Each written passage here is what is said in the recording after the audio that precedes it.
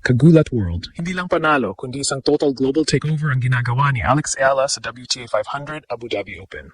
Sa loob ng jam-packed Zayed Sports City, niyanig ni Alex ang buong WTA scene nang talunin niya si Zeynep Sonmez 6-4, 6-3 sa harap ng sold-out na crowd na parang nasa Manila.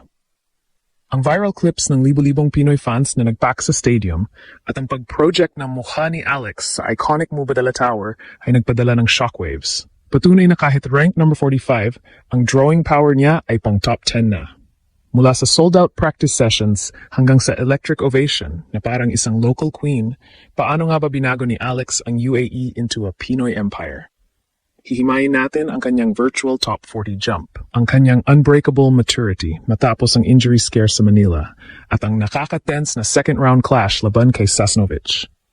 Ito na ba ang simula ng Ayala era sa Grand Slam stage? Huwag kukurap, dahil ang revolusyon ay opisyal ng sumabog. Buong mundo na pabilib. Sa loob na mahigit isang dekada ng WTA Tour, bihira kaming makakita ng isang wildcard player na kaya mag-draw ng crowd na tila ba siya ay isang world number 1. Pero iyan ang eksaktong ginawa ni Alex Ayala sa kanyang first-round debut sa 2026 Mubadala Abu Dhabi Open. Sa loob ng Zayed Sports City Arena, hindi lang ang Turkish player na si Zeynep Sonmez ang hinarap ni Alex, kundi ang dambuhalang pressure ng pagiging the face of the tournament. Sa score na 6-4, 6-3, selyado na ang kanyang pwesto sa next round, pero ang tunay na balita ay ang pandemonium sa stands. Ang stadium ay naging sea of blue, red at yellow dahil sa libo-libong Filipino fans na iwinawagayway ang ating watawat. Ang ovation kay Alex pagpasok pa lang ng court ay sapat na para manginig ang tuhod ng kahit sinong kalaban. Ito ang Ayala era, kung saan ang bawat puntos niya ay naging mitsa ng isang pambansang selebrasyon sa gitna ng UAE. Hihimayin natin ang mga viral clips na nagpa-vibrate sa social media. Hindi lang sa mismong match jam-packed ang fans, maging ang kanyang practice sessions ay sold out. Libo-libong fans ang nagabang sa labas ng fences para lang sa isang autograph o selfie. Ang energy sa venue ay inilarawan ng mga tournament organizers bilang unmatched. Sa katunayan, bilang pagkilala sa kanyang dambuhalang draw power, ipinroyekta ang mukha ni Alex sa Mubadala Tower, isang prestihiyosong tribute na karaniwang inilalaan lamang para sa mga ultimate legends. Ang opinyon ng international tennis community ay nagkakaisa. Si Alex Ayala ay isang global force. Hindi lang siya nananalo sa laro, nananalo siya sa puso ng bawat nakakapanood. Na tila ba ang Abu Dhabi ay naging extension ng Manila. Ngunit sa likod ng glitz at glamour, nandun ang real conflict, career versus bansa, ang mabigat na hamon na bitbit ni Alex matapos ang kanyang heartbreaking QF exit sa Manila noong nakaraang buwan.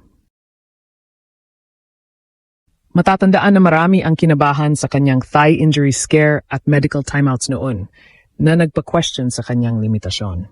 Pero dito sa Abu Dhabi, she flipped the script. Imbes na magpa-overwhelm sa pressure, ginawa niyang domination fuel ang bawat hiyaw ng fans. Sa kanyang post-match speech, maramdaming nagpasalamat si Alex sa Filipino community na nagpatunay na ang kanyang laban ay heartbreak to hope. Ang kanyang beast mode ngayong gabi ay patunay na ang injury-free at focused na Alex Ayala ay handa ng sumabak sa brutal tour grind.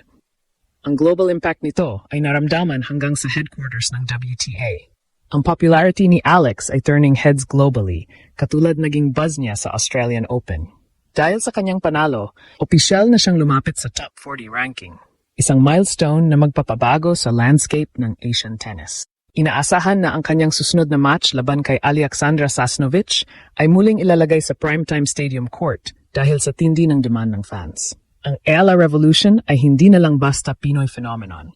Ito ay isang inspirasyon para sa bawat underdog na bumabangon mula sa setbacks. Habang ang buong mundo ay nakatutok, isa lang ang sigaw ng sambayanan. Ang ating national hero ay narito na para angkinin ng corona. Matapos ang madamdamin at dominanteng panalo laban kay Sonmez, wala nang balikan para sa ating Pinoy phenom.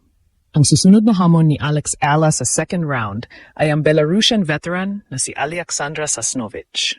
Hihimayin natin ang tactical blueprint na kailangang gamitin ni Alex para mapanatili ang kanyang momentum. Si Sasnovich ay isang seasoned pro na kilala sa kanyang flat ground strokes at mapang-asir na depensa. Pero ayon sa mga tennis analysts, ang flawless execution ni Alex sa first round ang magsisilbing basehan ng kanyang susunod na upset. Ang strategy ay simply, maintain the aggression. Nakita natin sa Abu Dhabi courts na ang bilis ng ball redirection ni Alex ay nasa elite level na.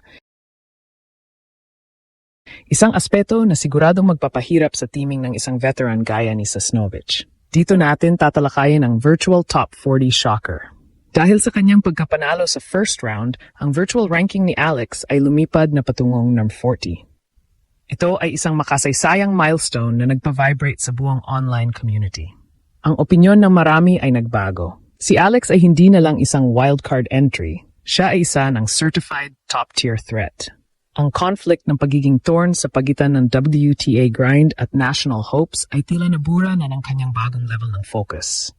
Ang predator mode na ipinamalas niya ay patunay na ang bawat pagkatalo niya noong 2025, lalo na ang thigh injury scare sa Manila, ay naging scientific data para i-perfect ang kanyang conditioning. Sabi nga sa isang viral thread, Alex Ayala is no longer just a prospect. She's a master of the hard court. Hihimayin din natin ang kanyang mental steel. Sa laban niya verse Sasnovich, ang emosyon ng fans ay halo-halong excitement at kaba. Pero ang stats ay pabor kay Alex. Mas efficient na siya ngayon sa kanyang first serve wins at breakpoint conversion. Ang Manila Sting na dati ay nagpapabigat sa kanyang balikat ay ginawa na niyang warrior fuel. Sa bawat clutch hold na gagawin niya sa second round, asahan ang mas matinding hiyaw mula sa ating mga kababayan sa UAE na ginawa ng Manila Extension ang arena. Ang presence ng libo-libong Pinoy ay hindi lang suporta. Ito ay psychological warfare laban kay Sasnovich na hindi sanay sa ganoong kalakas na crowd energy para sa kalaban. Ang global impact ng kanyang pag-akyat sa top 40 ay nagbibigay ng matinding pressure sa mga European stars. Pinatunayan ni Alex na ang drawing power niya ay kayang pantayan ang top 10 icons. Ang Pinoy talent ay hindi na lang basta guest sa WTA 500. Tayo na ang main event. Ang talk sa international tennis circles ay nakafocus na sa top 30 chase ni Alex ngayong 2026. Maraming experts ang nagsasabing kung malulusutan niya si Sasnovich, ang pinto para sa isang WTA title sa Abu Dhabi ay tuluyan ng magbubukas. Ang bawat tweet at share ng kanyang clips ay nagpapakita ng unity ng sambayanan na handang sumuporta hanggang sa dulo. Sa pagpasok ni Alex sa court para sa second round, pitpit niya ang inspirasyon mula sa kanyang lost to legacy journey. Ang tagumpay niya sa first round ay hindi lang win, ito ay isang statement of arrival. Habang ang revolusyon ay lalong uminit, iisa lang ang panalangin ng bawat Pilipino.